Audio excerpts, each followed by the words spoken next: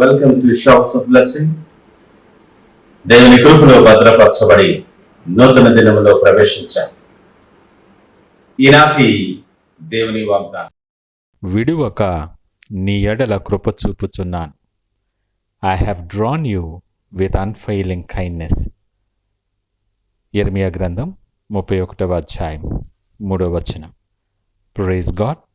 ఈ నూతన దినములు దేవుడు మీ కొరకు సిద్ధపరిచిన ప్రతి దీవెన ఆకాశపు వాకిళ్ళు విప్పి మీ మీద కృంభరించునుగాక.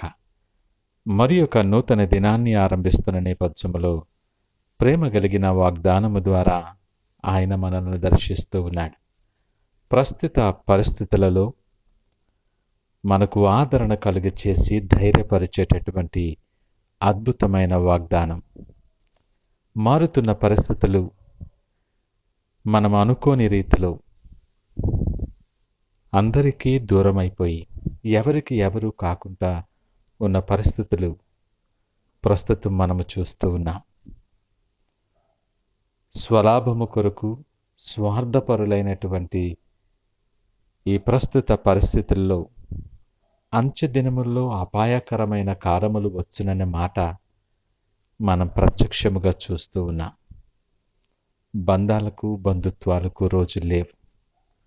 ప్రేమలు చల్లారిపోయాయి. ఇలాంటి నేపథ్యములో ఈ మాటలు వింటున్న నీవు ఒకవేళ ఒంటరివైన నేపథ్యం ఉన్నదేమో.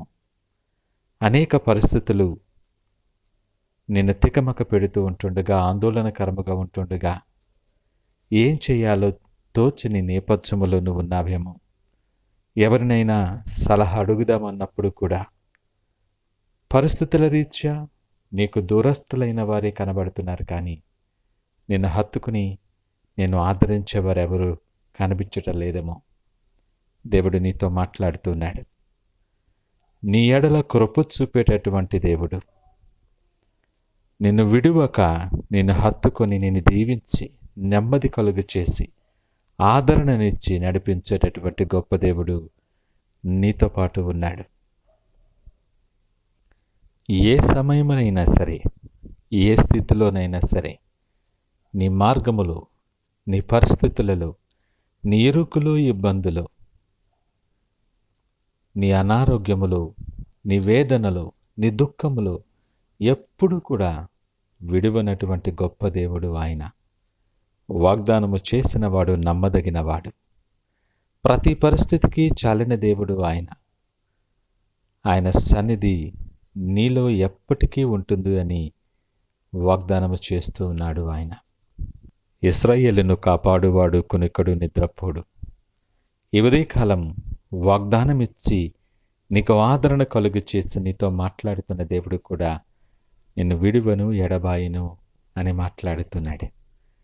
నీ ఎడల కృప కలిగిన వాడే కృప వెంబడి కృపని జీవితంలో కృంభరించాలని ఆయన ఆశపడుతూ ఉన్నాడు. ప్రతి పనిలో నీ క్షేమాన్ని కోరుకునే దేవుడు.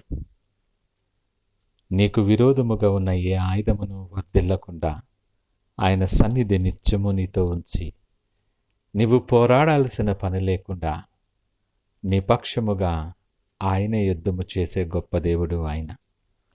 ఈ నూతన దినం ఆ గొప్ప దేవుని సన్నిధి నీతో ఉంటుండగా, గొప్ప దేవుడు నీ హృదయాన్ని తట్టుచూ ఉంటుండగా, మనము సిద్ధపడిన వారమై హృదయ కవాటములు ఆయన కొరకు తెలవగలమా?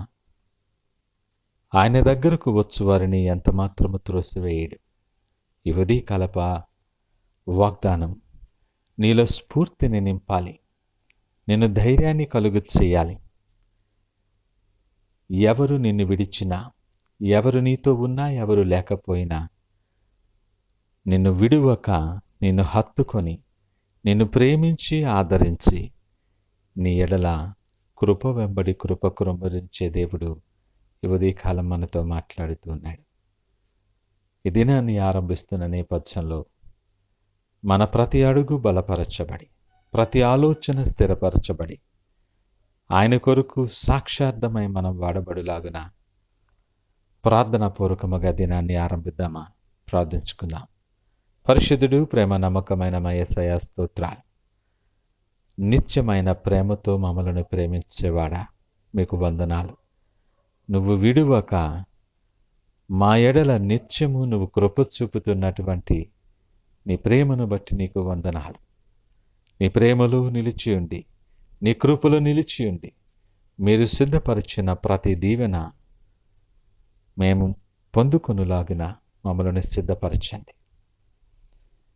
నువ్వు సిద్ధపరిచిన మార్గములో మేము నడుస్తూ అనేక మందికి సాక్షాత్తముగా మమ్మలను మార్చి బలపరిచి మీరే మహిమ ఘనత ప్రభావాలు పొందుకోమని యేసు నామమున అడిగి వేడుకొనుచున్నాము తండ్రి. ఆమేన్. God bless you.